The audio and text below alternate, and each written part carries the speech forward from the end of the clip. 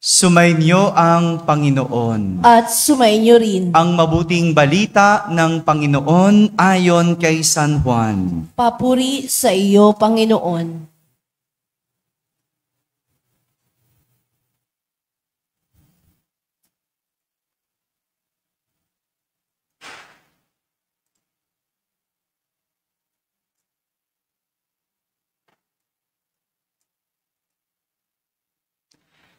Sa pasimula pa'y naroon na ang salita.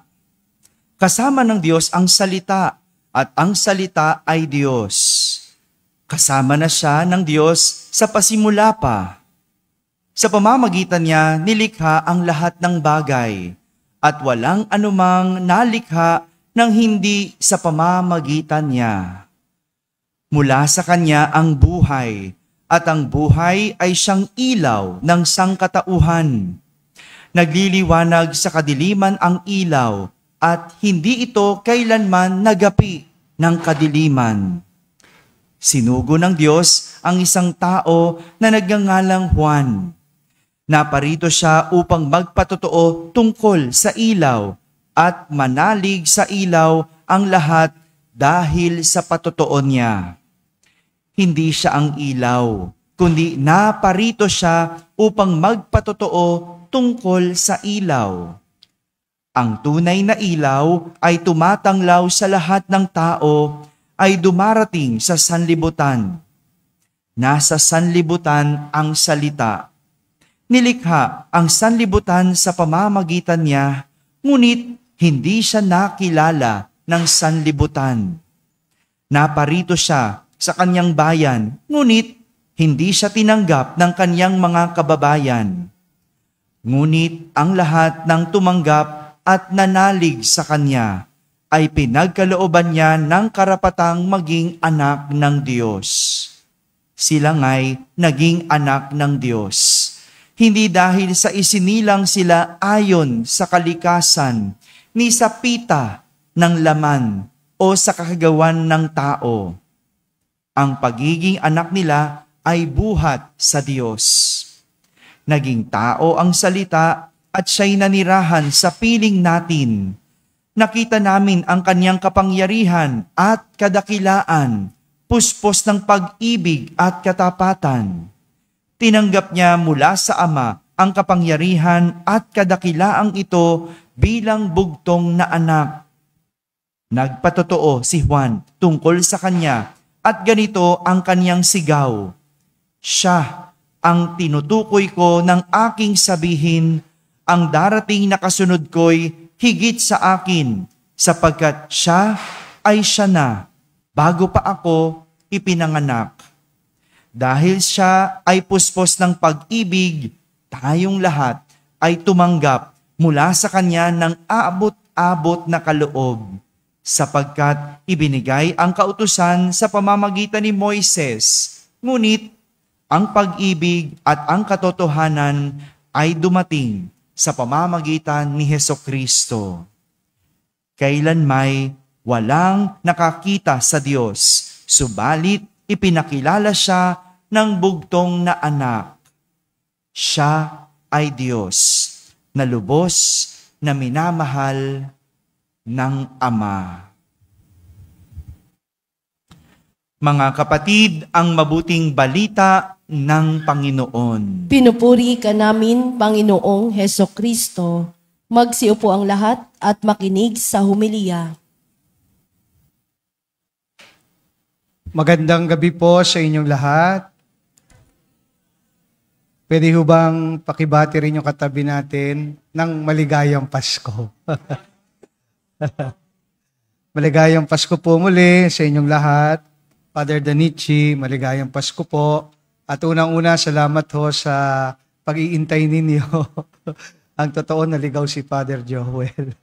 Lumagpas, no? Kaya pasensyahan niyo po at salamat ho muli sa ating butihing Kura Paroko sa akin hong pangalawang pagkakataon na makapagmisa po dito sa inyong parokya. Ano ho? So ako po ay blessed ngayong araw sapagkat nakapiling ko po kayo at naimbitahan na magdiwang ho ng misa ngayong Kapaskuhan. Alam niyo po, habang pinagninilayan ko ang ating pagdiriwang sa araw na ito, ang isa sa mga importanteng magandang balikan natin ay ano ba yung pag-iintindi natin sa pananampalataya?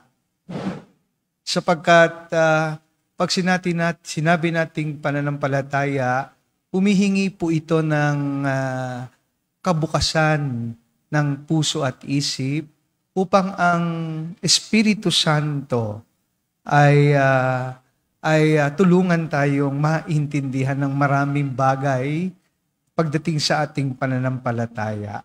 Samahan pa ho natin ang pagiging totoo at mapagkumbaba. Bakit ko po gustong ipaliwanag at imbitahan kayong tignan ito? Dahil po sa isang bagay na may mga bagay sa mundong ito, lalo na pagdating sa ating pananampalataya, na dapat nating tanggapin. Na kung minsan hindi natin lubos na nauunawaan. May mga bagay na kailangan nating paniwalaan upang maintindihan natin. Ganyan ang pananampalataya Hindi po ba? Parang sa huling analysis ay isang grasya at kaloob ng Banal na Espiritu pang maintindihan ho natin ang lahat ng patungkol sa ating pananampalataya.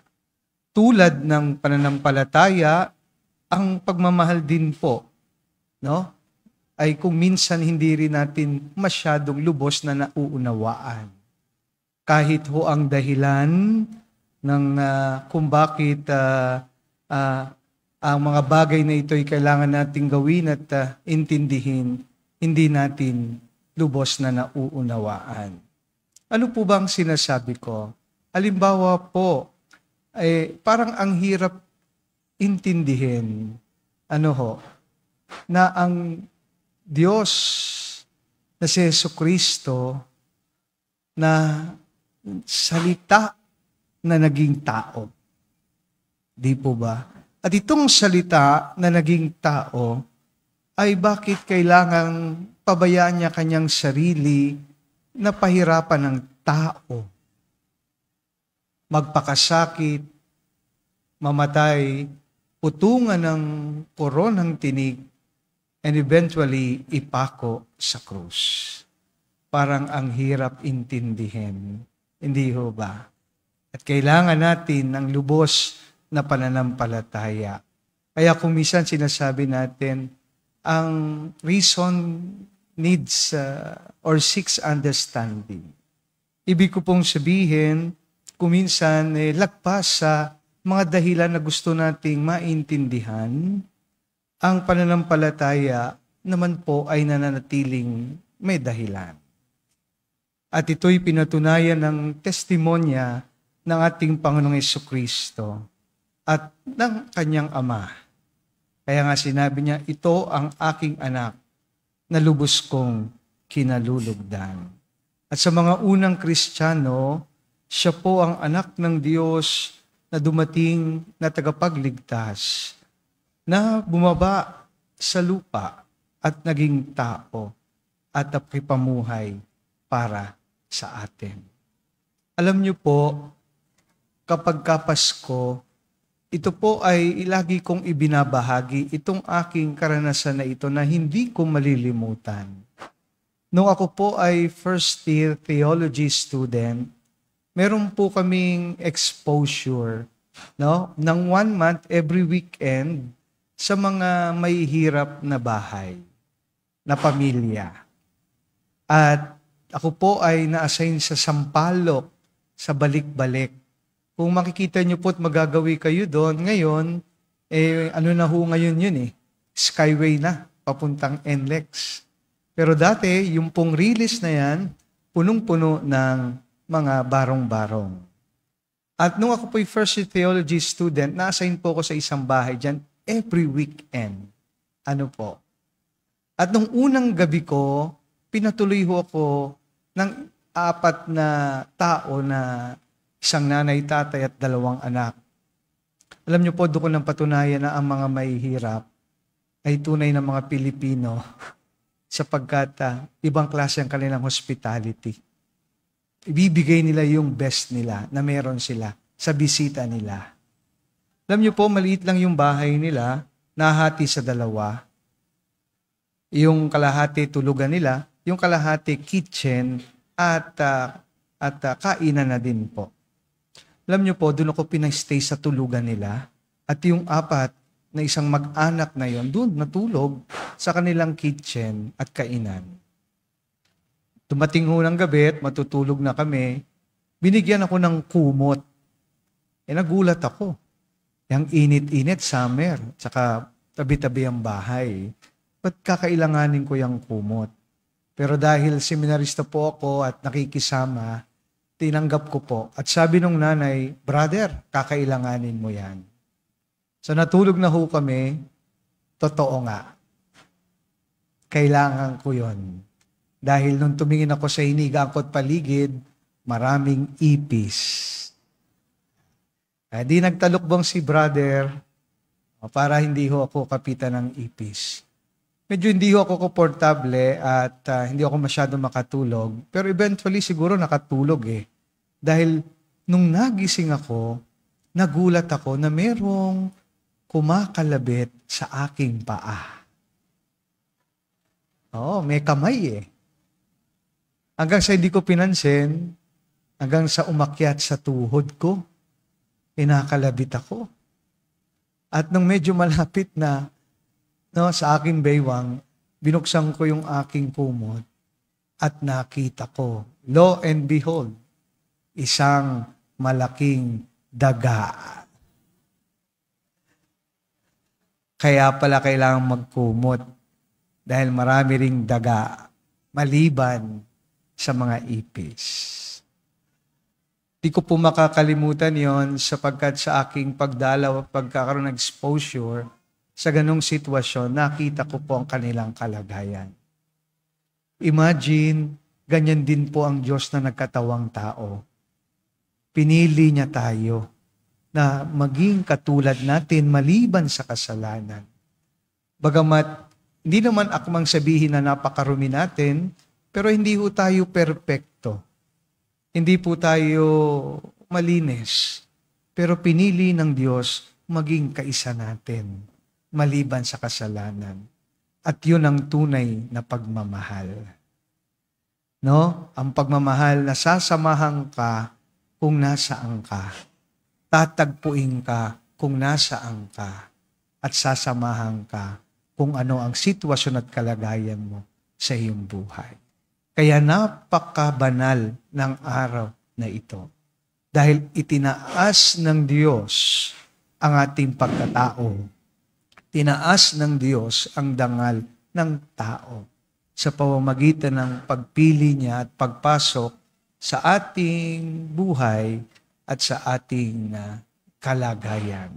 Kaya walang hihigit sa pagmamahal ng Diyos. Sabi nga ni San Pablo, inubad niyang pagka-Diyos at niyakap niya ang pagkatao ng tao upang ipakita ang kanyang pagmamahal sa atin. Ngayon po, mga kapatid, na pagtantot, na pagnilayan at naintindihan natin ngayon, ano po ang hamon sa atin? Alam niyo po, madali lang mag-celebrate ng Christmas. Madali lang po magbalot ng regalo at mag-exchange gift at magbigay ng regalo. Pero napakahirap magpakatao. At yan po ang hamon sa atin ngayong Pasko. Sikapin nating magpakatao. At ang ating pagiging pagkatao ay dapat nauugat sa pagsunod natin sa Diyos na nagmahal sa atin. At yon ay ang ating patuloy na paglilingkod at pagmamalasakit at pagmamahal sa ating kapwa-tao. Alam niyo po, pag sinabi nating Emmanuel, di ho ba? Kasama natin ang Diyos. Pero meron pong isang estudyante ng Biblia na nag-aaral na sabi niya parang kulang. Kasi pagkasama natin ang Diyos, pwedeng iwan tayo, kasama mo lang Diba? Paano kapag nagdurusa na tayo, may problema tayo, or may mga bagay tayong nahihirapan, pwede tayong iwan dahil kasama ka lang.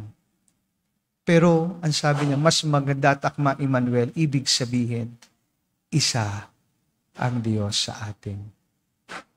Isa ang Diyos sa atin.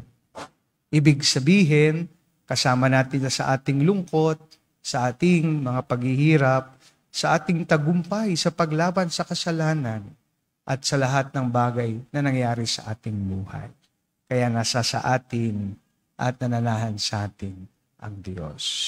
Kaya tingnan natin ang bawat isa na patuloy na maging mukha ng Diyos dahil galing naman tayo sa imahe ng Diyos. At sa ating pagpapatuloy na pagbibigay ng halaga sa pagmamahal ng Diyos sa atin, ituring natin at iangat ang dangal ng ating kapwa, lalo na ng ating pagkatao. No?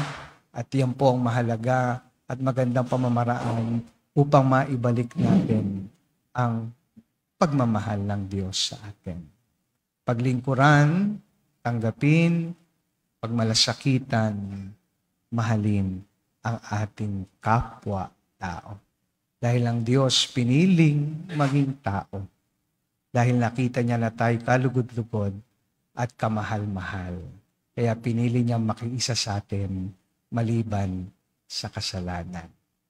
At yan ang pananampalatayang hindi kailangan ng dahilan at patunay na dapat nating tanggapin at isabuhay araw-araw.